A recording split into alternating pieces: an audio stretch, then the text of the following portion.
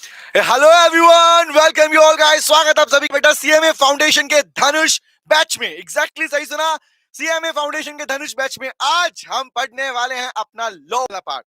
तो फटाफट ज्वाइन कीजिए, स्टार्ट करते हैं अपने सेशन को। आज की क्लास में एकदम भैया स्टार्टिंग से पढ़ने वाले हैं, एकदम स्टार्टिंग से। तो आज की स्टार्टिंग के अंदर धनुष बैच के अंदर लॉ वाले पार्ट में हम स्टार्ट करने जा रहे हैं। क्या हम स्टार्ट करने जा रहे हैं बेटा? Indian contract act 1872। टाइटल आपने वहीं से देख लिया होगा गाइस। एकदम बेसिक से पूरा पार्ट कवर कराया जाएगा, लेकिन लॉ को पढ़ने से पहले उसके इनिशियल चैप्टर्स को प्रॉपर कवर किया जाएगा, ताकि कंप्लीट लॉ में आने वाला पार्ट हमारे लिए बहुत ही ज्यादा मजेदार बन जाए। तो फटाफट ज्वाइन कीजिए, कंटिन्यू करते हैं। रिप्लाई कीजिए, कुछ भी अगर रहेगा बच्चा प्लीज डाउट के अपने मेंशन कीजिएगा यहीं पर इंस्टेंट अपने पास में। हम अपने डाउट वाले पार्ट को भी कवर करते चलेंगे। तो स्टार्ट करते हैं गाइस, लिसन टू मी। आज वाले पार्ट के अंदर, आज वाले, गुड इवनिंग बेटा मानसी, गुड इवनिंग। आज वाले पार्ट के अंदर हम स्टार्ट करने वाले हैं इंडियन कॉन्ट्रैक्ट एक्ट 1872 का पार्ट। जैसे कि मैंने आपको पहले अपने टाइटल देखा होगा, नेचर ऑफ कॉन्ट्रैक्ट का पार्ट ए कंटिन्यू करने वाले हैं, बट उससे पहले थोड़ा जान लेते हैं क्या कुछ है आपके पास। Listen to me guys, starting होती है हमारे पास में यहां से कि आपका इंडियन कॉन्ट्रैक्ट एक्ट 1872 एक्चुअली ना तीन पार्ट में डिवाइड है। One is definition, another is essential elements and तीसरा है टाइप्स ऑफ कॉन्ट्रैक्ट। ये तीन हिस्सों में आपका कंप्लीट नेचर ऑफ कॉन्ट्रैक्ट वाला पार्ट आता है। ये तीन पार्ट पढ़ने को मिलते हैं। हाँ जी सर, हाय, हेलो बेटा, वेलकम। अब सुनो ध्यान से। तो आज वाले सेशन के अंदर हम लोग अपना डेफिनेशन कवर करने वाले। सर डेफिनेशन वाला पार्ट तो हमको आता है, बड़ा इजी बनता है बेटा। डेफिनेशन वाला पार्ट अगर लीगली तरीके से नहीं सीखा हुआ होगा या नहीं पढ़ा हुआ होगा, डैम श्योर आपको अपकमिंग चैप्टर्स के अंदर आने वाले डेफिनेशन या मीनिंग के वर्ड भी आपको क्लियर नहीं होंगे। इसलिए बहुत जरूरी हो जाता है कि हम इस पार्ट को एक प्रॉपर सीक्वेंस में सीखें। अगर चैप्टर का नाम देखोगे तो वहां पर आपको मिल जाएगा अपने पास में कॉन्ट्रैक्ट इनिशियल पार्ट कहां से चालू होता है। Let me show you once more thing, listen to me. आपका कॉन्ट्रैक्ट वाला हिस्सा, लेट मी शो यू, देखो ध्यान से। यहां पर अगर मैं आपको बुकिश वाला पार्ट दिखा दूं साथ साथ में, तो यहां पर आप लोगों के साथ में नेचर ऑफ कॉन्ट्रैक्ट के रिगार्डिंग जो भी चीजें लिखी हुई है कॉन्ट्रैक्ट के रिगार्डिंग, वो भी यहां पर ही कंटिन्यू होता है। आइए गाइस स्टार्ट करते हैं। तो शुरुआत करते हैं बेटा अपने नेचर ऑफ कॉन्ट्रैक्ट के फर्स्ट पार्ट, जिसे हम कहते हैं डेफिनेशन वाला पार्ट, जिसमें शुरू करने से पहले हमारी कुछ बेसिक बातें पहले हो जाएं। हैंड टू हैंड इसी क्लास में हम हर चीज को याद कर लेंगे, हर पार्ट यहाँ पे याद कर लेंगे। टारगेट रहेगा लिखने वाला पार्ट थोड़ा कम रहेगा अपने सेशन के अंदर, लेकिन समझाने वाला पार्ट ज्यादा रहेगा। आइए स्टार्ट करते हैं। तो पहला वर्ड आया बेटा हमारे पास में कि इंडियन कॉन्ट्रैक्ट एक्ट की बात जब भी आती है, सुनना, इंडियन कॉन्ट्रैक्ट एक्ट की बात जब भी आती है तो वहां पर रिद्धि क्या क्लियर नहीं है बेटा? बताओ। वीडियो क्लियर नहीं है, वॉइस क्लियर नहीं, क्या क्लियर नहीं है? बताओ बताओ बताओ, मेंशन करो। क्या वॉइस करें? वीडियो दिख रही है क्लियर? हाँ ठीक है, ओके। हम लोग का सिलेबस कब तक कंप्लीट हो जाएगा? लोग का आप कब तक करवा दें? मानसी अराउंड अप्रोक्सीमेटली लेके चलो, अराउंड बेटा करीबन 1.5 से 2 महीना हम अपना रेगुलर क्लास रखेंगे अपने लो वाले पार्ट का। डेली इसी टाइमिंग के ऊपर आपको 4:30 के ऊपर 4:30 पे लो वाली क्लास अवेलेबल रहेगी लाइव के अंदर। रेगुलर बैक टू बैक अपने सभी चैप्टर्स को हम यहाँ पे कवर करने वाले हैं। इसके जस्ट बाद में 5:45 पे आपको मैथ्स वाला सेशन आपका अवेलेबल रहेगा। ठीक है, ओके, ठीक है। अच्छा वीडियो उमेश प्लीज, वहां से बेटा नेट का इशू होगा इसलिए आपको दिक्कत आ रही होगी। चलो, तो गाइस पहली बात, अब साथ साथ सीखो और हैंड टू हैंड याद कर लो गाइस। साथ साथ सीखो, हैंड टू हैंड याद कर लो। कोई डाउट है चैट में मेंशन कर दो, लाइव चैट के अंदर ही, है ना? ओके। रिद्धि बेटा नेट का इशू होगा इसलिए वीडियो क्लियर नहीं आ रही होगी बेटा। ओके, एक बार दोबारा रिफ्रेश करो, ठीक हो जाएगा बेटा। सुनो सुनो सुनो भाई लोगों, पहले 4 क्वेश्चन इंडियन कॉन्ट्रैक्ट एक्ट पर क्या पूछे जा सकते हैं? पहले 4 क्वेश्चन कौन से? सुनना गाइस, पहला प्रश्न हमारे पास में है कि जब भी आपके पार्ट में आप एक्ट की बात करते हो तो वहां पर ये 4 क्वेश्चंस आते हैं बेटा। पहला प्रश्न है कि इंडियन कॉन्ट्रैक्ट एक्ट बना कब था? इंडियन कॉन्ट्रैक्ट एक्ट बना कब था? ईयर तो ऊपर दिख रहा है, लेकिन कौन सी डेट पे इंडियन कॉन्ट्रैक्ट एक्ट को बनाया गया था? आंसर क्या होता है बताओ सर? आंसर है 25 अप्रैल 1872। मैंने कहा ना बहुत सारी बातें लिखूंगा कम, बताऊंगा ज्यादा इस सेशन के अंदर, धनुष बैच के अंदर। ठीक है, ओके ओके, चलिए, ताकि हमारा कंटेंट टू द पॉइंट, हमारे पास हमारा सारा कंटेंट हमें मिल जाए, अवेलेबल हो जाए। तो पहली बात गाइस हमारे पास में आपका इंडियन कॉन्ट्रैक्ट एक्ट 1872 बना था 25 अप्रैल 1872। ये पूरी लाइन ऐसे कही जाती है बेटा, सुनना, लाइन बोलने वाला हूं। बाय द प्री लेजिस्लेचर, क्या बोला मैंने? By the pre legislature of pre independent India. मतलब सिंपल सी बात, इंडिपेंडेंस से पहले जो आपके लॉ मेकर से उन्होंने इसे बनाया था 25 अप्रैल को, जो कि बनाने के बाद में यही एक्ट क्या हुआ, अब वो बात सुनना। बना कब था? बना था बेटा 25 अप्रैल को। और ये आम जनता पर किस दिन एप्लीकेबल हुआ? सर आम जनता मतलब बेटा सिंपल सी बात, एनफोर्सिएबल डेट, जिस दिन जनरल पब्लिक पर ये एप्लीकेबल हो गया था, वो कौन सा पार्ट था? वो था बेटा 1 सितंबर। सर ये हमें याद है, क्लियर है पार्ट? क्या इस बारे में आपको पता है कि भैया 25 अप्रैल को बना हुआ एक्ट आपके पास में जनरल पब्लिक पर एप्लीकेबल हो गया था? भाई बच्चे कह रहे हैं कि भैया क्वालिटी उसमें कोई दिक्कत आ रही है, इसमें वीडियो क्वालिटी में कुछ बच्चों को इश्यू आ रहा है।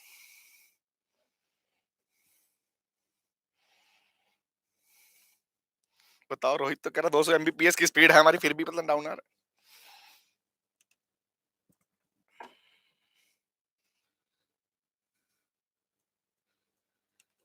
गाइस चेक करते रहिए अपना पार्ट, बताइए मुझे प्लीज।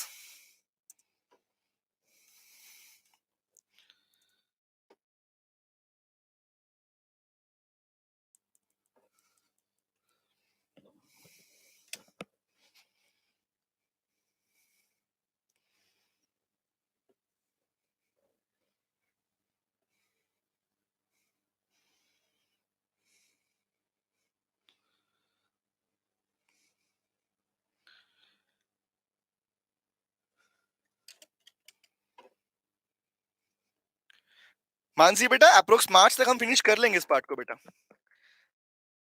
मार्च एंड से पहले पहले आपका ये पार्ट खत्म हो जाएगा, लो वाला पार्ट। सर आपकी क्लास का इंतजार था हम सबको, thank you very much. Guys बस स्टार्ट हो रहा है, ठीक हो रहा है अभी, 2 मिनट का इंतजार है ना, तब तक बातें कर लें। चलो बातें कर लेते हैं, सुनो, तब तक बातें कर लेते हैं। गाइस आपका इंडियन कॉन्ट्रैक्ट एक्ट 1872 बना था 25 अप्रैल को, अप्लाई हुआ जनरल पब्लिक पर एप्लीकेबल हुआ 1 सितंबर को। सर कैसे? देखो तो बात समझना, अब इन दोनों के बीच में क्वेश्चन निकल के आता है बेटा। कौन सा क्वेश्चन निकलता है देखना ध्यान से भैया। बनने के बाद उसे अप्लाई किया गया, बट किसने बनाया और किसने अप्लाई किया, क्वेश्चन ये आता है। तो याद रखना बेटा, पहले होता था अपना कौन सा, ब्रिटिश पार्लियामेंट। कौन था पहले? था ब्रिटिश पार्लियामेंट, क्योंकि आप नाम ही देख पा रहे हो, ईयर देख पा रहे हो 1872। तो ब्रिटिश पार्लियामेंट ने इसे बनाया था, ब्रिटिश पार्लियामेंट ने इसे बनाया था और बाद में इसे अप्लाई किया था। लेकिन अगर आप अब की बात इसके करोगे तो आपके पास में अगर क्वेश्चन पूछा गया कि किसने अप्लाई किया था, तो अगर इनिशियल स्टेज से पूछा गया तो आंसर होगा ब्रिटिश पार्लियामेंट, याद रखना ब्रिटिश पार्लियामेंट। लेकिन लेकिन लेकिन उसके बाद में 1947 के बाद अगर पूछा गया भाई कॉन्ट्रैक्ट एक्ट को किसने अप्लाई किया, तो नाम आएगा बेटा क्या, इंडियन पार्लियामेंट। ये वर्ड याद रखना, इंडियन पार्लियामेंट। तो वर्ड क्या है, दो बातें आई हमारे पास में, कब बना और कब एप्लीकेबल हुआ। तीसरी बात आती है हमारे पास में कि इंडियन कॉन्ट्रैक्ट एक्ट कहां कहां पर एप्लीकेबल है। बड़ा ही शानदार पॉइंट है। सेक्शन नंबर 1, कौन सा सेंटर है, सेक्शन नंबर 1। गाइस याद रखना, किसी भी एक्ट के अंदर सेक्शन नंबर 1 जो होता है बेटा, वो डिफाइन करता है उसके एप्लीकेबल पार्ट को, कि पर्टिकुलर एक्ट कहां कहां पर अप्लाई होता है। रिमेंबर, कहां कहां पर अप्लाई होता है। तो जैसा कि आप जानते हैं, इंडियन कॉन्ट्रैक्ट एक्ट वाला पार्ट पूरे इंडिया पर एप्लीकेबल है। ये कहने की वजह क्या, सुन लो ध्यान से बेटा। पहले ना इंडिया के अंदर दो हिस्से ऐसे थे, एक था जम्मू एंड कश्मीर, शॉर्ट में सुनो, एक था जम्मू एंड कश्मीर और दूसरा था बेटा हैदराबाद। ये दो हिस्से ऐसे थे बेटा जहां पर आपके पास इनिशियली इनिशियली आपका कॉन्ट्रैक्ट एक्ट अप्लाई नहीं होता था, लेकिन बाद में हैदराबाद पे अप्लाई हो गया था। लेकिन फिर भी जेएनके बचा हुआ था, क्योंकि एज पर आर्टिकल 370 आपके भारत के संविधान में, in the Indian constitution there was a article known as article 370 of the Indian constitution. वो ये कहता है, उसने एक स्पेसिफिक प्रिविलेज दिया था जम्मू एंड कश्मीर स्टेट को, कि आज के बाद इंडिया में कोई भी कानून बनेगा तो वो वहां की स्टेट की अप्रूवल के बिना वहां पर एप्लीकेबल नहीं होगा। और अब इन 2019 की बात है, बीजेपी गवर्नमेंट के अंडर में उस आर्टिकल 370 को हटा दिया गया। हटा दिया गया, और जैसे वो हटा, इसलिए हम आज लिखते हैं क्या, कि now the Indian contract act applicable to the whole of India. Now the word is whole of India, मतलब अब जम्मू एंड कश्मीर पे भी इंडियन कॉन्ट्रैक्ट एक्ट और उसके सारे प्रोविजन एप्लीकेबल होंगे। बोलो क्लियर है? अभी भी सूरज कह रहे क्लियर नहीं दिख रहा। रिद्धि बेटा, मैंने इनिशियल पॉइंट मेंशन किया यहां से कॉन्ट्रैक्ट एक्ट के बाद में, अभी तो इसमें डेफिनेशन पार्ट पढ़ने वाले हैं बेटा हम लोग। वन बाय वन इसके एकदम बेसिक से कंटिन्यू कर रहा हूं बेटा मैं। कॉन्ट्रैक्ट का कंटिन्यू किया, ओके? हाँ, नहीं वो नहीं किया, वो उसके बाद करेंगे बेटा।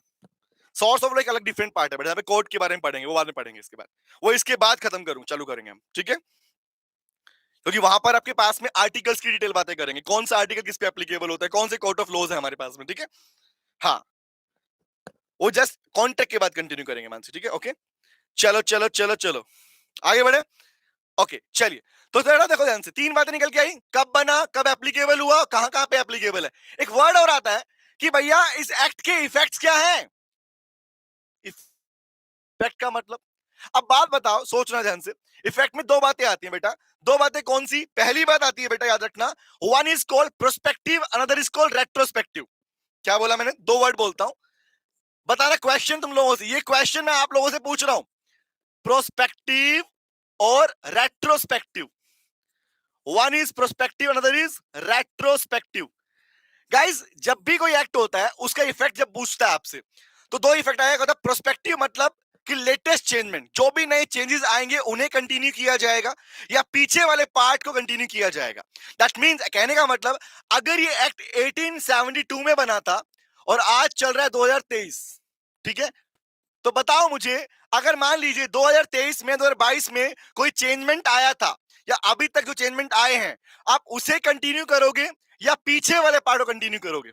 सो रिप्लाई करो, बताओ मुझे, बताइए। रोहित, रिद्धि, टेल मी, सूरज, मयंक, टेल मी बताओ भैया, जवाब दीजिए, कौन से पार्ट को कंटिन्यू किया जाएगा, पहले वाले को या अभी लेटेस्ट वाले को? ऑब्वियस सर, लेटेस्ट वाले को। अग्री करते हैं इस बात के ऊपर, लेटेस्ट वाले को। तो इसका मतलब क्या हुआ, इसी को बोलते हैं बेटा प्रोस्पेक्टिव। जब आप किसी पार्ट को आगे करंट पार्ट को कंटिन्यू करते हो उसे बोलते हैं प्रोस्पेक्टिव, और जब आप पीछे वाले पार्ट कंटिन्यू करते हो उसे बोलते हैं रेट्रोस्पेक्टिव। तो रेट्रोस्पेक्टिव का मतलब होता है रिलेटिंग टू पास्ट, किससे? जिसका रिलेशन पास्ट से हो। तो आंसर क्या निकल गया है, बताओ? तो इसमें क्या बोलोगे, इंडियन कॉन्ट्रैक्ट एक्ट और उसके प्रोविजन का कौन सा इफेक्ट है? आंसर है, it is having prospective effect, does not have retrospective effect. इसका रेट्रोस्पेक्टिव इफेक्ट नहीं होता, प्रोस्पेक्टिव इफेक्ट होता है। एग्जाम में अगर क्वेश्चन आया तो क्वेश्चन में प्रोस्पेक्टिव इफेक्ट को टिक करके आओगे, ना कि रेट्रोस्पेक्टिव को। बोलो क्लियर रहेगा यहां तक? बोले पार्ट क्लियर है बेटा, वेरी गुड। लेटेस्ट रहेगा, लेटेस्ट रहेगा, very good. Rohit, Mansi, Verma, Soni, exactly clear है, वेरी गुड। रिद्धि, समझ में आ गया, डन है गाइस? तो ये आपके कॉन्ट्रैक्ट की स्टार्टिंग की चार बातें। अब आएगा वो हिस्सा जो कि पूरे इंडियन कॉन्ट्रैक्ट एक्ट का बेस बनता है, जिसपे जिन वर्ड्स के ऊपर आपका ना सिर्फ कॉन्ट्रैक्ट बल्कि सेल ऑफ गुड्स एक्ट भी डिपेंड करता है। क्योंकि अभी जानते हैं अपने पास में वो भी इसी का हिस्सा रहा है। तो can we continue with this part? तो वर्ड आया बेटा आपके पास में डेफिनेशन। अब सुनना, अगर क्वेश्चन पूछता हूं सेक्शन नंबर 1, सेक्शन नंबर, हाँ बेटा, नहीं बेटा, पूरी क्लासेस चलेंगी बेटा, हाँ जमीलुद्दीन बेटा, पूरा यहीं पढ़ा रहा हूं, टेंशन नहीं लेने का। 2 महीने जब मैं कह 2 महीना रेगुलर क्लास चलेंगी तो चलेंगी ना बेटा, तो लगा लो तुम्हें कितना पढ़ाने वाला, पूरा कोर्स करवाएंगे, टेंशन मत लो। तो जिन बच्चों तक शेयर करना है कर दो बेटा, पहुंचा दो इन्फॉर्मेशन, ठीक है? हाँ, अब सुनो ध्यान से, अब तुम्हारे भाई बहन है ना, सब तक पहुंचाओ क्लासेस को, ठीक है? ओके, सुनो ध्यान से गाइस, नेक्स्ट पॉइंट मेरा वर्ड समझना। यहां तक तो बात क्लियर हो गई कि sir section number 1 is applicable section, कि कब एप्लीकेबल हुआ और कहां कहां पे एप्लीकेबल है।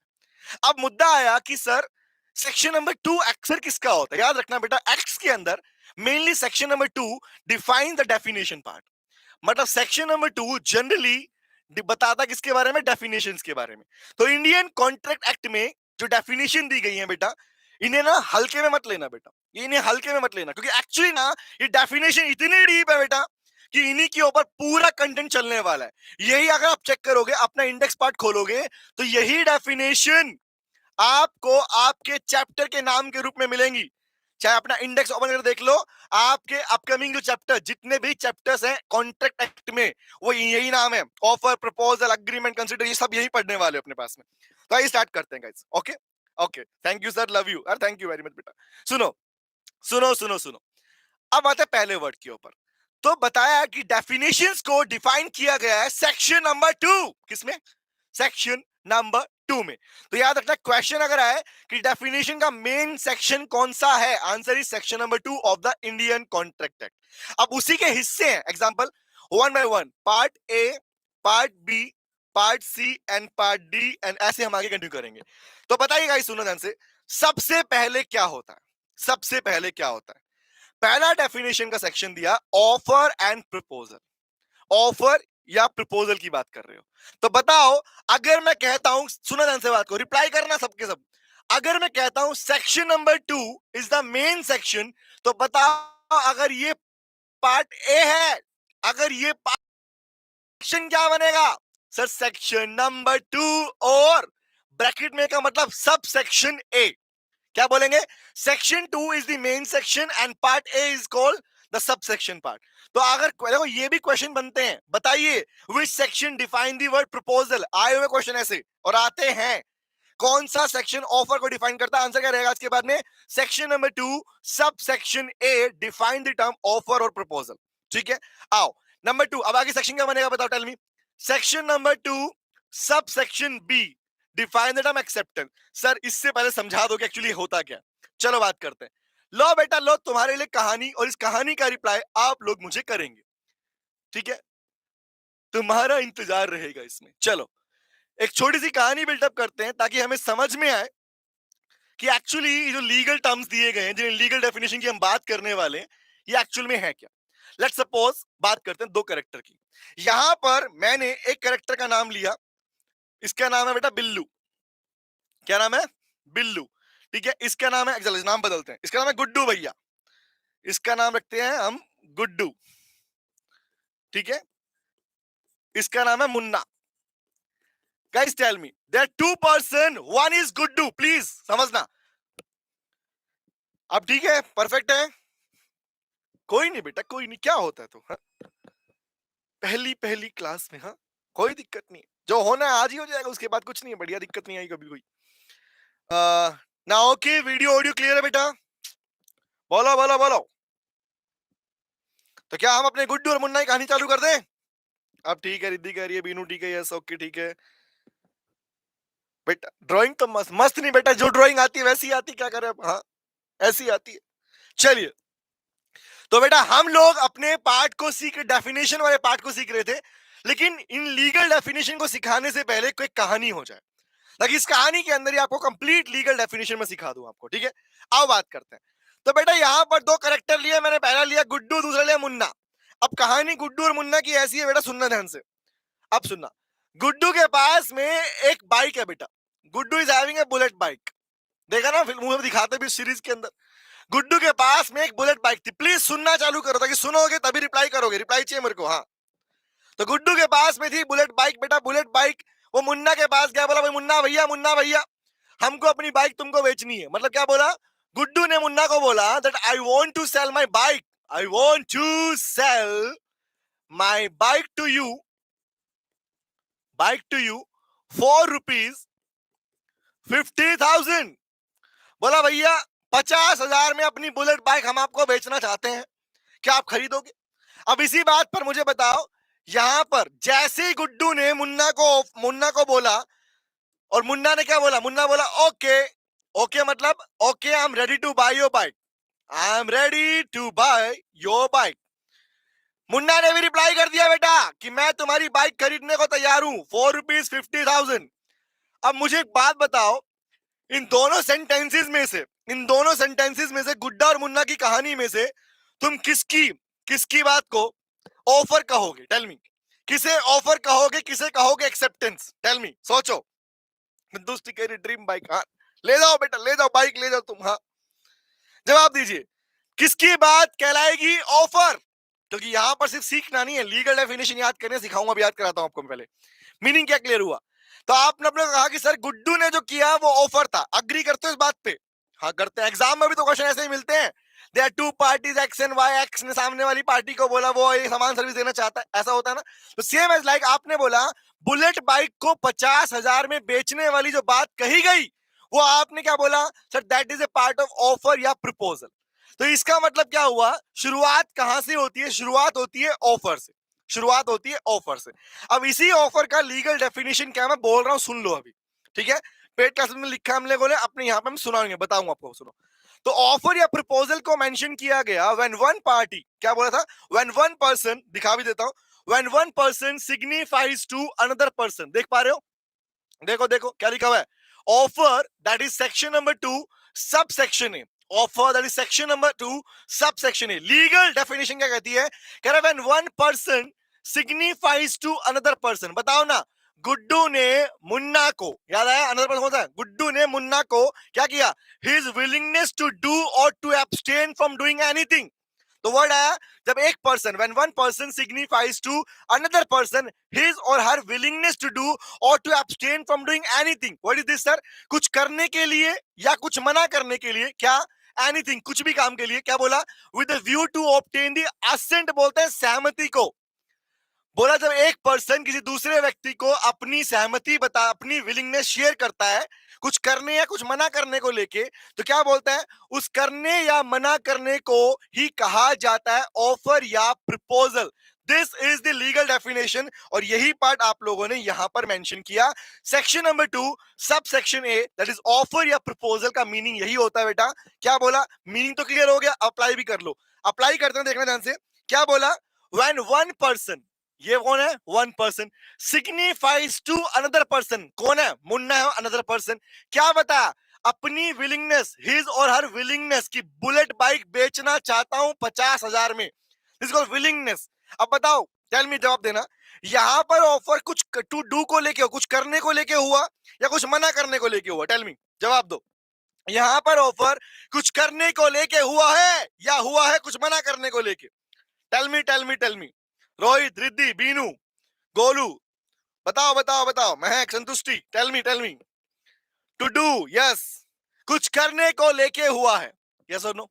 मतलब एक बात बताओ, ये तो कुछ करने को लेके हुआ, लेकिन हमने तो मीनिंग में देखा ना बेटा कि कुछ मना करने को लेके भी होता है। अगर यहां पर ये बोल देता कि भैया ये काम नहीं करना, इतने रुपए दूंगा, तो क्या बोलते, to abstain from doing anything, remember, and this is the meaning of, ये बन जाता है आपका मीनिंग किसका, ऑफर का। The first meaning of offer is, ये आपका बन गया section number 2 sub section A. बोलो क्लियर है यहां तक, वेरी गुड, पॉजिटिव ऑफर बोलते हैं रोहित, वेरी वेरी गुड बेटा, करेक्ट है, समझ में आ गया। इससे दो बातें निकल गया, ऑफर में भी positive as well as negative also, is it clear, done. दूसरे पे आते हैं, नंबर 2, एक्सेप्टेंस या promise, section number 2 main section है, बी पार्ट मतलब सब section B, define the term acceptance और प्रॉमिस। अरे एक बात बताओ, यहां पर इन दोनों की कहानी में बुलेट बाइक बेचने की बात की गई, लेकिन बताओ किसने एक्सेप्ट किया, एक्सेप्टेंस किसकी साइड से हो रहा है, टेल मी, सोचो। मुन्ना ने, गुड्डू ने कहा था मुन्ना को बाइक बेचने के लिए, मुन्ना ने अग्री किया कि ठीक है भैया वो उसकी बाइक खरीद लेगा, कितने में, 50,000 रुपीज में। तो बताओ क्या ये एक्सेप्टेंस है या नहीं है, जो ऑफर दिया गया था उसे एक्सेप्ट किया गया नहीं किया गया, किया गया है सर, किया गया है, यस और नो। तो यही तो मीनिंग बनता है। अब लीगल डेफिनेशन क्या पढ़ते हैं बच्चे, देखो ये तो क्या सीखने वाला पार्ट कि ऑफर क्या होता है, एक्सेप्टेंस क्या होता है, ये तो सीखने वाला पार्ट है। इसी को लीगली अप्लाई करने क्या बोलोगे, ऐसे बोलेंगे ना, when the person to whom an offer is made, वो व्यक्ति जिसको ऑफर दिया गया, if signifies, अगर बता दे अपनी असेंट, हिज और हर असेंट, सहमति, देयर टू क्या करेंगे, द पर्सन इज सेट, क्या बोलेंगे, the offer is set to be accepted, तो कहा जाएगा कि ऑफर को एक्सेप्ट कर लिया गया है, यही बोलोगे। मतलब सिंपल सी बात, जो मैंने अभी बोला आपको वही आपकी लीगल डेफिनेशन भी है बेटा, देखो क्या लिखा हुआ है, क्या लिखा हुआ है, नोट करना, कह रहा acceptance that is section number 2 सब सेक्शन बी, लिखो यहाँ पे सब सेक्शन बी, क्या बोलता है, when the person to whom an offer is made, किसको दिया था ऑफर, मुन्ना को दिया था, इफ सिग्निफाइज, अगर बता दे क्या, अपनी असेंट में सहमति, देयर टू मतलब होता है बेटा यहाँ पर कि जो ऑफर दिया गया था उसी को एक्सेप्ट कर ले, तो क्या कहोगे कि कहा जाएगा ऑफर क्या हो गया, एक्सेप्ट हो गया। और एक बार जब ऑफर एक्सेप्ट हो जाता है क्या बन जाता है, वो बन जाता है प्रॉमिस, क्या बन जाता है बेटा, प्रॉमिस बन जाता है। बोलो क्लियर हुआ यहां तक, तो ऑफर वाला वर्ड क्लियर, एक्सेप्टेंस वाला वर्ड क्लियर है, कोई डाउट है यहां तक, यस, हाँ, एक की बात करते रहेंगे। रीना क्या होनी थी, एक बात करनी है बेटा, बता। बेटा क्लास के नोट्स आपको आपके सीओसी वाले टेलीग्राम पे ग्रुप पे मिल जाएंगे, ठीक है? ओके, वरना डिस्क्रिप्शन लिंक में भी अवेलेबल हो जाएंगे आपको ग्रुप, ठीक है? ओके, चलिए अब एक बात बताओ, यहां से एक चेन निकल के आएगी गाइस। मैं एक पार्ट पूछने वाला हूं, इक्वेशन वाला, क्वेश्चन रिप्लाई करना मुझे, ठीक है? चलो चलो बेटा, एकदम पहले स्लोली स्लोली पढ़ेंगे और जैसे फ्लो बनेगा फिर स्पीड बढ़ा लेंगे अपने पास में हम क्लास की, ठीक है? चलिए, तो पहला वर्ड मुझे बताओ, नंबर वन, टेल मी, अगर मैं इक्वेशन बिल्टअप करता हूं, ऑफर, ऑफर जब एक्सेप्ट हो जाता है, an offer when accepted, that means offer plus acceptance, बताओ किसके बराबर होगा? क्वेश्चन रिप्लाई करो मुझे। ऑफर एक्सेप्ट होने के बाद क्या कहलाता है? Tell me. When offer is said to be accepted, क्या बन जाता है? It becomes a promise. क्या बोलोगे? तो ये है आपका एक इक्वेशन वाला आंसर। तो offer plus acceptance becomes promise. तीन बातें क्लियर हो गई। थर्ड पे आते हैं। थर्ड है बेटा प्रोमिजर प्रोमिजी। क्या बोलोगे? सेक्शन कौन सा है? सेक्शन नंबर 2 और सबसेक्शन सी, ए बी सी।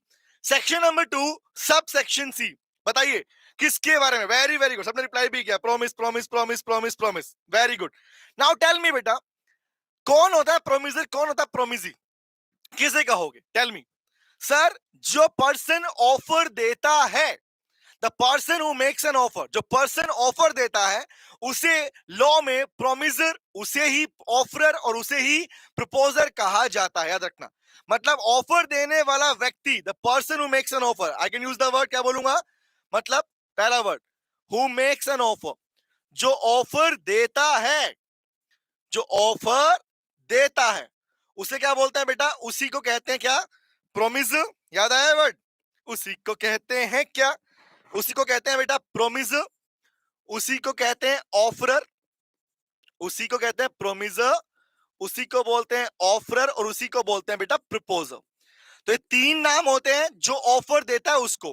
तो as per our story, Munna और गुड्डू में से प्रोमिजर कौन था? टेल मी, जवाब दो, कौन था प्रोमिजर? ये सेक्शन नंबर 2 सब सेक्शन सी, एग्जैक्टली बेटा खान बेटा, जवाब दो, इन दोनों में से कौन था, मुन्ना या गुड्डू? ऑफर किसने दिया था? खान सर नहीं, Munna, Rohit, exactly. Khan sir classes बेटा बेटा बेटा गुड, वहां पे तो अपने पास क्या हुआ था? मुन्ना ने तो एक्सेप्ट किया था ना, यस, तो गुड्डू ने दिया था। वेरी गुड रिद्धि, महक, क्लियर हो गया। अच्छा दूसरा बताओ, किसे कहोगे प्रोमिजी, किसे बोलोगे? सर लॉ में प्रोमिजी का मतलब क्या होता है बेटा? जिसको ऑफर दिया जाता है ना और जो एक्सेप्ट करेगा उसे बोलते हैं प्रोमिजी। क्या बोलते हैं? उसे कहते हैं प्रोमिजी। याद रखना इस बात को। तो क्या बोला? कह रहा sir, the person to whom an offer is made, क्या बोलेंगे? To whom an offer is made, वो व्यक्ति जिसको ऑफर दिया गया, क्या बोलते हैं? उसके भी नाम है यहाँ प्रोमिजर, तो यहाँ क्या बोलेंगे? उसे कहते हैं बेटा प्रोमिजी, उसी को बोलते हैं बेटा क्या? ऑफरी, उल्टा उसी को बोलते हैं प्रपोजल का उल्टा एक्सेप्ट। तो तीन नाम है, तुझे कहूं क्या? प्रोमिजर, ऑफरर या प्रपोजर। क्या बोला?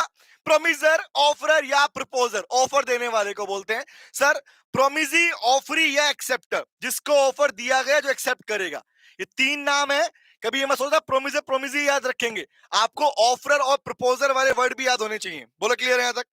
तो ये बन गया सेक्शन नंबर 2 सब सेक्शन सी। बोलो क्लियर हुआ? Done done done done done. आगे बढ़ू तो हो गया section number 2 part A, part B, part C, तीनों क्लियर है? और वन धीरे धीरे स्टेप स्पीड बढ़ाएंगे बेटा, आराम से पढ़ रहे हैं इस पार्ट को, एकदम आराम से पढ़ रहे हैं, धीरे धीरे पूरी स्पीड बढ़ जाएगी हमारे पास में। Done done done done done, thank you. चलो नेक्स्ट पे आए, आ जाइए। The next one is consideration, section number 2। बताओ सेक्शन बताओ कौन सा बनेगा? अगर ऑफर था ए, एक्सेप्टेंस था बी, प्रोमिजर प्रोमिजी था सी, तो बताओ कंसीडरेशन कौन सा बनेगा? Tell me. सेक्शन नंबर 2 तो कॉमन हो गया, क्या बोलोगे? सेक्शन नंबर 2 और सब सेक्शन क्या बोलूं? डी। तो याद रखना है सेक्शन भी क्वेश्चन में पूछे गए हैं, पहले पूछते एग्जामिनर आप लोगों से। वेरी वेरी गुड, रिप्लाई आ गया।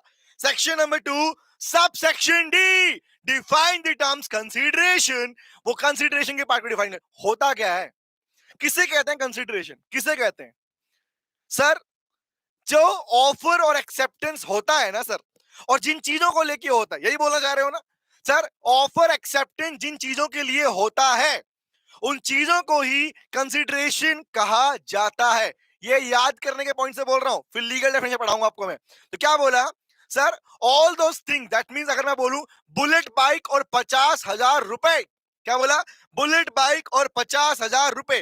बेटा Satyam, something in return is just not a kind of meaning of offer. Consideration का मीनिंग नहीं है। समथिंग इन रिटर्न वाला जो वर्ड है बेटा, that is a meaning in Latin language, वो आगे पढ़ाऊंगा आपको मैं। तो ये क्लैरिटी लेना बहुत जरूरी है कि कंसिडरेशन का मतलब सिर्फ समथिंग इन रिटर्न नहीं होता। कंसिडरेशन का लॉफुल होना मैंडेटरी होता है, वो आगे पढ़ाने वाला हूं। इसलिए स्टेप बाय स्टेप क्लैरिटी लेके चलते रहो बेटा, ठीक है? ये और क्लैरिटी और मिलेंगे आपको डेफिनेटली यहाँ पे आगे, ठीक है? सुनना, तो वर्ड क्या है बेटा? Section number 2 sub section D define the term consideration. तो बेसिकली गुड्डू और मुन्ना के बीच में जो ऑफर एक्सेप्टेंस हुआ था, वो किस चीज को लेके हुआ, बताना मुझे। गुड्डू और मुन्ना के बीच में जो ऑफर एक्सेप्टेंस हुआ था, जवाब दो बेटा, वो किस चीज को लेके हुआ था? सत्यम, महक, खानसर, रिद्धि, रोहित, नितलेश, मानसी, बताइए बताइए। Verma official, tell me. Sir bike और 50,000 रुपए, है ना? बुलेट, अरे बाइक बुलेट बोला उसको सर, हाँ। यस रोहित, रिद्धि, खाली बाइक नहीं था, बाइक और 50,000 रुपीज। यस और नो? यस और नो, वही था। तो इसका मतलब बेटा बाइक और 50,000 रुपए कहलाएगा क्या? कंसीडरेशन। कंसीडरेशन। तो याद रखना, जब प्रोमिजर प्रोमिजी प्रोमिजर प्रोमिजी आपस में ऑफर एक्सेप्टेंस करते हैं और जिन चीजों को लेके करते हैं, those things will be termed as consideration. क्या बोलते हैं उनको? उन्हीं को कहते हैं बेटा कंसीडरेशन। बोलो, क्लियर रहेगा? तो ये तो हो गया हमारा समझने वाला मीनिंग। लेकिन लीगल डेफिनेशन क्या है? आओ, समय तो बचाना है हमको ना। हाँ चलो आओ, let me show you. Check करना सेक्शन कौन सा है बेटा। देखो देखो देखो, section number 2 sub section D. बोलो, याद भी हो गया, हैंड टू हैंड आप ही ने बोला था कि section number 2 sub section D define the term consideration, ठीक है? अब इसका मीनिंग सुन लो, मैं क्या बोल रहा हूं, पहले सुन लो फिर रीडिंग करवाता हूं। मीनिंग समझ में आ गया? अब लीगल पार्ट देखते हैं, लीगली में क्या लिखा हो इसका मतलब। कहता है बेटा, when at the desire of the promiser, when at the desire of the promiser, जब प्रोमिजर की इच्छा पर, तो प्रोमिजर कौन पता है ना? ऑफर को बोलते हैं। द प्रोमिजी और एनी अदर पर्सन, कह रहा प्रोमिजर की इच्छा पर प्रोमिजी या कोई और पर्सन, लॉ के अंदर याद रखना, इंडियन कॉन्ट्रैक्ट एक्ट में एनी अदर पर्सन का मतलब होता है बेटा थर्ड पार्टी। क्या होता है? Third party. क्योंकि लॉ में ना ये नहीं होता फोर्थ पार्टी फिफ्थ पार्टी, नहीं होता। यहां पर प्रोमिजर प्रोमिजी के अलावा जो भी व्यक्ति होंगे उन्हें थर्ड पार्टी कहा जाता है। इन्हें थर्ड पार्टी बोल सकते हो, इन्हें स्ट्रेंजर बोल सकते हो। तो क्या बोला, पढ़ना दोबारा से। कह रहा है sir when desire the promisor as a person, तीन बातें पढ़ना है पे। कह रहा है हैज डन, वर्ड सुनना, हैज डन और abstain from doing, number 1। Number 2 tense पढ़ना, नंबर 2 डज और एब्सटेन फ्रॉम डूइंग, नंबर 2। आगे नंबर 3 प्रॉमिस टू डू और to abstain from doing something. यही है तीन बातें, कंफ्यूज नहीं होने का। तीन बातें लिखी हैं, चेक करना। ये हैज डन, इसका मतलब पास्ट टेंस, ये पास्ट है। डज और एब्सटेन मतलब प्रेजेंट, दिख रहा है? Promise to do future. तो तीन बातें निकल के आई। इसका मतलब कंसीडरेशन पास्ट प्रेजेंट फ्यूचर तीनों तरह का हो सकता है। तो वर्ड पढ़ते हैं दोबारा से, क्या बोला? While desire of the promisor, जब प्रोमिसर की इच्छा पर प्रोमिसी या थर्ड पार्टी क्या करता है? कुछ किया था या कुछ मना किया था। फर्स्ट टेंस, कुछ कर रहा है या कुछ मना कर रहा है। Second tense, promise to do, कुछ प्रॉमिस कर रहा है, कुछ प्रॉमिस कर रहा है मना करने के लिए। थर्ड टेंस फ्यूचर, क्या? Something, that something something. तो बेटा जिस चीज के लिए वो कुछ कह रहा है, मना कर रहा था, उसी को कहा गया कंसीडरेशन। तो चेक करो ना, गुड्डू ने भी तो मुन्ना को कुछ कहा था ना। क्या कहा था? बाइक बेचूंगा 50,000 में। तो वही तुमने क्या बोला? That will be termed as consideration. तो याद रखना, हमेशा कंसीडरेशन प्रोमिजर की इच्छा पर ही होता है। प्रैक्टिकल सोच के देख लो ना, अगर नॉर्मली कोई पर्सन तुम्हें अपना सामान बेचने की बात कर रहा है, तो वही तो बताएगा प्राइस कितना है। रिमेंबर, वो कहेगा भैया मैं ये सामान बेचने वाला हूं इतने रुपए का। तो दैट इज कॉल्ड, जो पर्सन ने ऑफर दिया, प्रोमिजर। उसके बाद में प्रोमिजी और दूसरा पर्सन क्या करता है? अगर इन तीनों में पास्ट प्रेजेंट और फ्यूचर, क्या बोला? That something is known as consideration guys. तो जिस चीज को लेके कुछ किया था, कुछ मना किया था, कुछ कर रहा है या कुछ मना कर रहा है, या कुछ प्रॉमिस किया था या प्रॉमिस कर रहा है मना करने के लिए, that something is known as consideration. बोलो, क्लियर हो गया? यस, वेरी वेरी गुड, समझ में आया? तो क्लियर हो गया? बोलो यहां तक क्लियर है, डन है? Section number 2 sub section D. बोलो बोलो बोलो, अभी मैंने पूरा लिखवाया नहीं इसके अंदर, सिर्फ समझाया मैंने खाली इस पार्ट को। Done done done done done done done done. तो तीन बातें आई यहाँ पे कि कंसिडरेशन भैया पास्ट, प्रेजेंट और फ्यूचर तीनों तरह का हो सकता है। सर इन तीनों में डिफरेंस बता पाओगे यहीं की यहीं? बता देता हूं बेटा। अब सोचो, कंसिडरेशन में क्या हिस्से होते हैं? दो हिस्से थे। पहला पार्ट था, या तो एक मिलेगा क्या, ऑब्जेक्ट, क्या बोलते हैं, ऑब्जेक्ट, और क्या मिलेगा, अमाउंट। तो बुलेट बाइक क्या थी, ऑब्जेक्ट, 50,000 रुपए क्या था, अमाउंट। तो भैया सिंपल सी बात, अगर ऑब्जेक्ट और amount immediate hand to hand basis के ऊपर एक्सचेंज हो रहे हैं, उसे बोलते हैं present consideration, number one. Number two, अगर आपके पास में ऑब्जेक्ट और अमाउंट में से एक हिस्सा पास्ट में हुआ हो, मतलब पहले दिया गया हो, और सेकंड हिस्सा बाद में आ रहा हो, फ्यूचर में जा रहा हो, उसे बोलते हैं पास्ट कंसिडरेशन। और जहां पर दोनों हिस्से, ऑब्जेक्ट भी और पैसा भी, अमाउंट भी, दोनों फ्यूचर में जा रहे हो, उसे बोलते हैं फ्यूचर कंसिडरेशन। हालांकि इसका डिटेल डिस्कशन इसके चैप्टर में आएगा, दैट इज कॉल्ड कंसिडरेशन वाला पार्ट पढ़ेंगे तब। बोलो यहां तक कोई डाउट है किसी को? बताइए। Tell me tell me tell. हाँ खान सर, वो आने वाला है बेटे, एग्जैक्टली कॉन्ट्रैक्ट बोलते हैं उसको। यहां तक क्लियर है guys? Offer, acceptance, promise, promise, consideration, clear हो गया? तो एक इक्वेशन तो तुम्हारी ये बन गई, डन है, बन गई। एक और बनाए, आ जाओ। चलो चलो चलो चलो चलो, क्वेश्चन नंबर 2 यही लिख रहा हूं मैं। क्वेश्चन नंबर 2 रिप्लाई करना। अगर मैं कहता हूं, सुना ध्यान से बात को, जवाब देना। एक क्वेश्चन पूछना और रिप्लाई करना हैंड टू हैंड, इस इक्वेशन सिखा रहा हूं। जवाब दो, अगर ऑफर प्लस एक्सेप्टेंस, अगर ऑफर प्लस एक्सेप्टेंस था प्रोमिस, तो offer plus acceptance plus consideration क्या कहलाएगा? जवाब दो। Sir offer plus acceptance plus consideration क्या कहलाएगा? बताओ बताओ बताओ। वही तो है तुम्हारा नेक्स्ट डेफिनेशन। क्या कहते हैं उसको? Offer plus acceptance plus consideration. क्या बोलते हैं बेटा उसको? उसको बोलते हैं बेटा अग्रीमेंट। क्या बोलते हैं? उसको बोलते हैं अग्रीमेंट। तो अक्सर लोग बोलते हैं अग्रीमेंट अग्रीमेंट, अग्रीमेंट का मतलब एक्चुअली होता क्या है? यही होता है बेटा, जब ऑफर को एक्सेप्ट कर लिया गया, एक्सेप्टेंस के बाद कंसीडरेशन डिसाइड हो गया, तो that term will be termed as, क्या बोलते हैं, अग्रीमेंट। तो इन तीनों को मिला के जो आंसर बनता है दैट इज कॉल्ड अग्रीमेंट। बोलो क्लियर रहेगा? Very good Khan sir, Nitesh, Mahak, very good, Rajit Ram, Satyam, Riddhi, Riddhi Verma, clear है भाई सब, एकदम समझ में आ गया। Done done done. Sir you are too awesome, thank you very much बेटा, तुम भी ऑसम ही हो बेटा। हाँ बोलो क्लियर है? यहां तक आगे बढ़ सकता हूं मैं?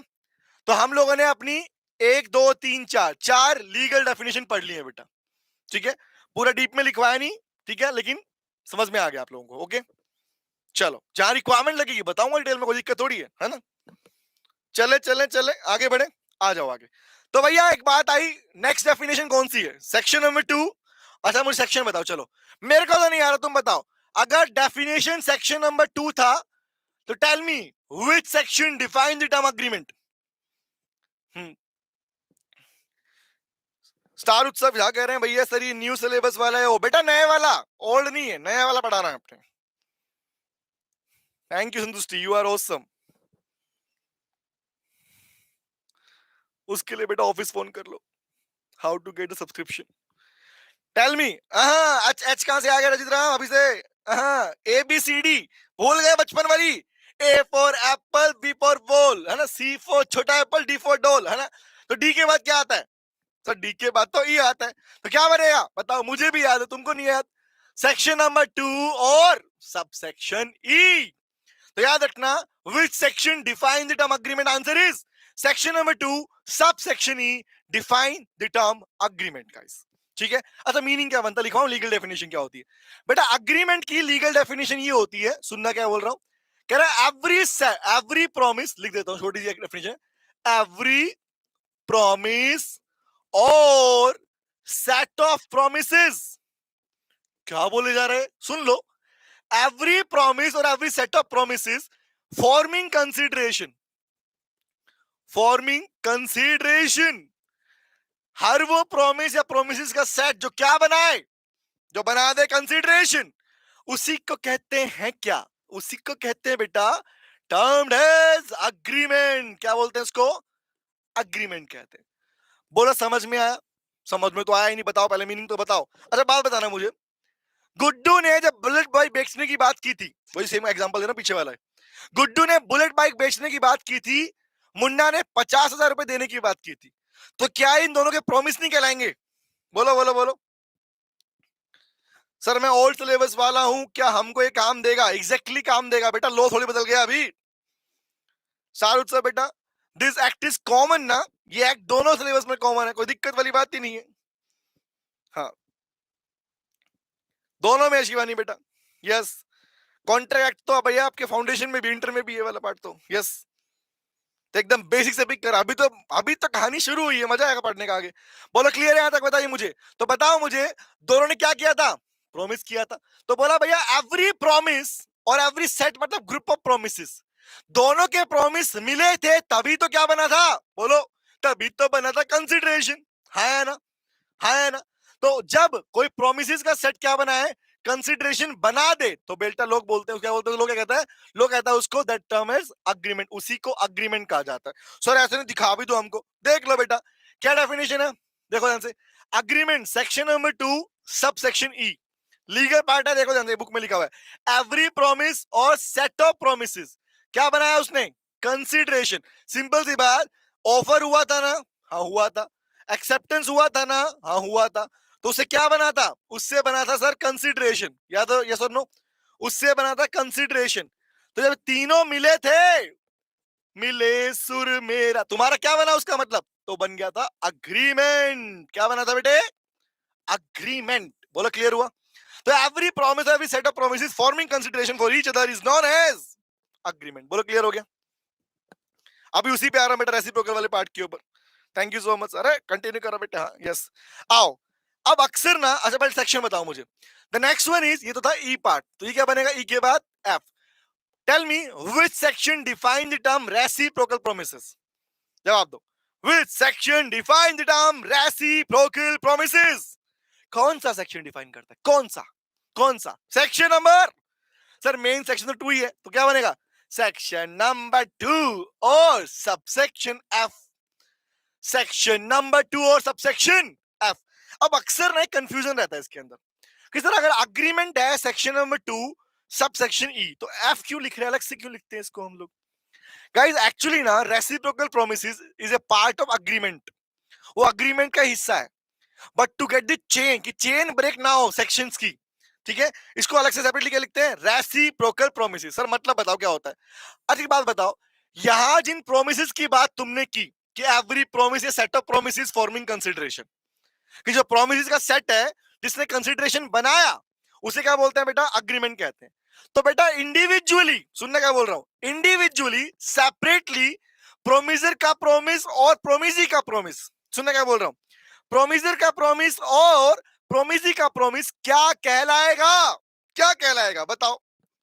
इंडिविजुअली सेपरेटली, कंबाइन नहीं, अकेले अकेले। मेरे मतलब प्रोमिसर के लिए प्रोमिसी का, प्रोमिसी के लिए प्रोमिसर का प्रोमिस क्या कहलाएगा? रेसिप्रोकल, रेसिप्रोकल बोलते ना, रेसिप्रोकल, रेसिप्रोकेट करना, मतलब तुमने कुछ किया प्रोमिस, इसलिए मैंने भी प्रोमिस किया, तो उसी को कहते हैं बेटा रेसिप्रोकल प्रोमिसेस। तो मतलब you can use the word, कौन सा? Every promise. कौन सा? एवरी प्रॉमिस, हर वो प्रॉमिस। कौन सा? विच फॉर्म, जो बनाए, क्या बनाए? विच फॉर्म ए पार्ट, एक हिस्सा, या होल, या पूरा का पूरा कंसिडरेशन। चेक करो ना, कंसिडरेशन बना किससे था? तुम्हारे प्रोमिस से तो बना था कंसिडरेशन। तो उन्हें क्या बोलते हैं, लिख लो, सेपरेटली नोन एज। उन्हें सेपरेटली क्या बोलते हैं बेटा? Known as, termed as reciprocal promises, RP, reciprocal promises. तो दोनों में डिफरेंस में समझने लगे। अरे सर यहाँ पर कुछ लिखा है, यहाँ बेटा वर्ड, जो मेन वर्ड है ना, ये वर्ड अलग है खाली खाली, कि सेपरेटली तुम्हारे प्रोमिसेस को क्या कहा जाएगा? इंडिविजुअल मतलब प्रोमिसर के लिए प्रोमिस का, प्रोमिसी का, प्रोमिसी के लिए प्रोमिसर का। एक दूसरे के लिए तुम्हारे प्रोमिसेस क्या काउंट होंगे? जो तुमने वादे किए थे वो तुम्हारे सामने वाले पर्सन के लिए क्या काउंट होंगे? Answer is reciprocal promises. बोलो क्लियर हुआ? बोलो यस और नो? तो रेसिप्रोकल एक्चुअली पार्ट इसी का हिस्सा है बेटा, अग्रीमेंट का ही पार्ट है, कि जो प्रोमिसेस यहां तुम कर रहे थे ना सेट वाले पार्ट में, तो यहाँ 2 प्रोमिस हुए ना, 1 और 2, तो इसके लिए इसका और इसके लिए इसका प्रॉमिस क्या कहलाएगा? रेसिप्रोकल प्रॉमिस कहलाता है। बोलो क्लियर हो गया? सर आपके बाद मैथमेटिक्स से क्लास होगा? मैं हाँ बेटा, मेरे बाद में 5:45 पे क्लास है सर का। 5:45 पर मैं सर क्लास है बेटा, मैथ्स वाला। यस। एंड डोंट वरी, है ना, धीरे धीरे काम बढ़ेगा और डेली क्लास होने वाली, कल भी क्लास होंगी आपके पास में। तो राइट 4:30 पे क्लास ज्वाइन कर लेना बेटा, डेली बेसिस के ऊपर। Okay, yes sir. यहां तक कोई डाउट है किसी बच्चे को? बताओ बेटा, बोलो बोलो। सेक्शन 2 सब सेक्शन एफ तक क्लियर है? Done done done done done done done, बोलो क्लियर हो गया गाइस?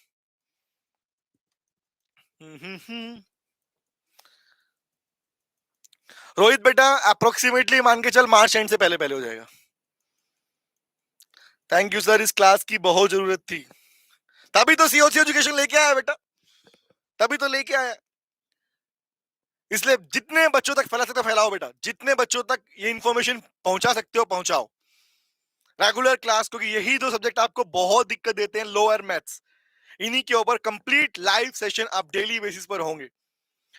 ठीक है, तो चैनल को जितना बच्चों तक पहुंचाना है पहुंचाओ। कोई ऑलरेडी आपको लिंक नेक्स्ट क्लास का मिल जाएगा, हो जाएगा पहले से, तो बेल आइकन जरूर प्रेस कर लेना पहले से। चलें?